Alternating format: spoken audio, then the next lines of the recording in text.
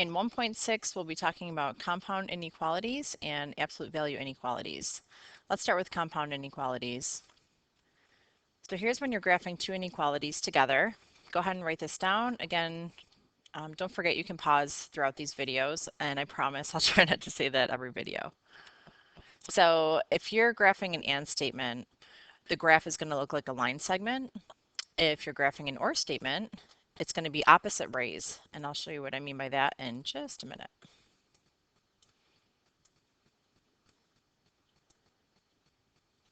Here's the first example. I want to graph this. So it says x is greater than 3 and x is less than 7. If we were to see this in a compound statement, it would look like this. The 3 would be to the left, it would be a less than symbol, x would be in the middle, another less than symbol, and then 7 would be on the right. And the way we're going to graph this is using a line segment because we want to represent all of the values of x that is both greater than 3 and less than 7. So notice that it's just less than, not less than or equal to. So it's going to get an open circle. I'm going to put that above 3. And another open circle above 7. Then we're just going to connect them. Oh boy, I'm going to try that one again. Let's use this instead.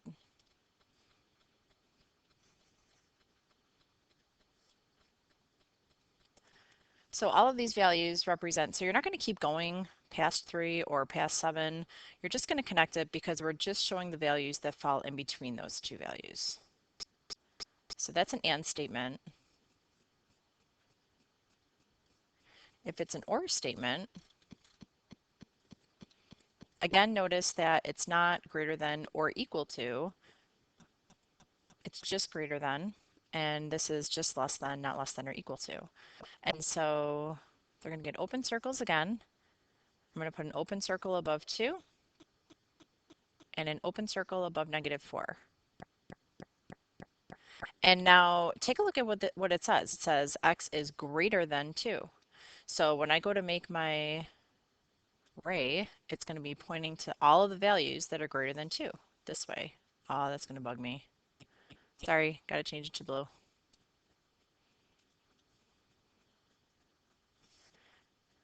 So it's going to be all the values that way. I'll put the arrows on in just a sec.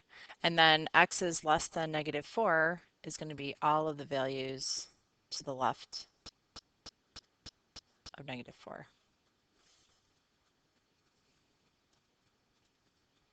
Okay, and go ahead and put some arrows on those because these do keep going because these will include all of the values that are less than -4 and greater than 2.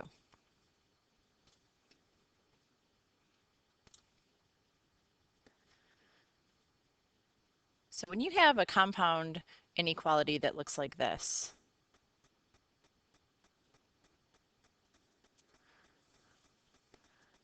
I'm actually going to have you try this one. Let me give this as a challenge problem. I wasn't going to do that. I was going to give you a different problem, but I actually want to see what you're going to do with this one. So try this. See what you would do with it if you had a compound inequality like this. This is what I'm going to be collecting in class tomorrow. And I'm going to move on to absolute value inequalities. So one thing that you want to remember with absolute value is that there's always going to be two cases, well, most of the time. And we talked about that in class. So what we've seen before is with an equal sign. This is with an inequality symbol, so it works a little bit differently. But here's what I'm going to ask you to do. I'm going to ask that you treat it like it has an equal sign. So that's going to be the first step with absolute value inequalities. We're just going to rewrite it where it actually has an equal sign for now.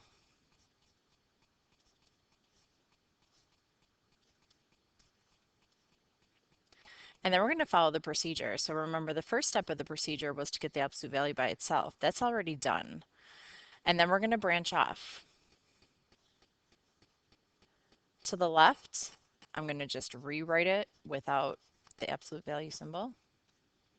To the right, I'm going to take what's in the absolute value and I'm going to set that equal to -5. Okay, you're just negating whatever is on the right hand side. And I'm going to solve each side here.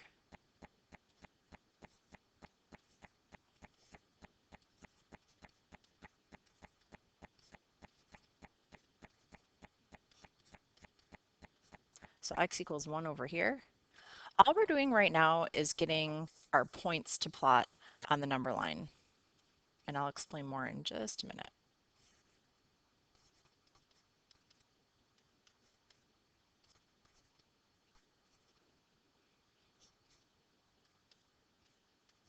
So over here we get -7/3. Or to help us graph it on the number line, we can look at it as -2 1/3. So here's what I'm going to say to do after that, because there's some tricks to tell you when to make it a line segment and when to make it opposite rays. I don't want to do the tricks. I want you to just kind of think about this logically. So I'm going to plot these points on the number line. Because it's less than or equal to, it's going to get closed circles. So I'm going to put a closed circle above 1. And I'm going to put a closed circle above -2 1/3. So it looks like that would be right about here. Not a bad idea to maybe add a value in there and just write to -2 1/3. So we know that this either has to be connected or it has to be opposite rays. And the way to check that is to pick a value that falls in between the two numbers that you found. If 0 falls in between it, I would say pick 0. It's just an easier number to work with. So you're going to pick a number. I'm going to pick 0 in this case. And I'm going to check it in the original inequality. So all I'm doing right now is checking to see if it works. So I'm checking when x equals 0. Anytime you do a check, start with the original problem. So I'm going to substitute in 0.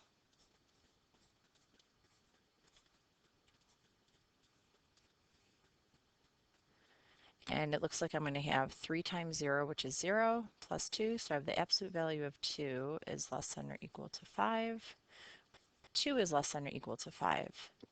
If it checks out, that means 0 has to be part of the solution, which means we're going to connect these two to include 0 in the solution. If it did not check out, then I would have to do opposite rays because it would not include 0 in the solution. Remember, all of the values that fall on the line of the graph, that represents your solution set. And so this is how I'm going to graph it. So I would say graph it first, then you can write your solution. We see that it's a line segment, which means it's going to be an and statement. So I'm going to put the lowest value first. Here's going to be our solution, -7/3. I'm going to put x in the middle, and then I'm going to put the largest value on the right. And this always gets less than or equal to symbols because I started with a less than or equal to symbol. So that's our solution. Here's the graph to go along with it. We do things a little bit backwards with absolute value inequalities because sometimes it's just easier to write the solution after you already have the graph. Don't worry guys, I'm going to go through this procedure again in class, but I just want to introduce it to you in the video. And then here's just a quick way if this helps you. If you're starting off with a greater than or equal to sign, then it's going to be an or statement. If you're starting off with a less than or equal to sign, then it's going to be an and statement.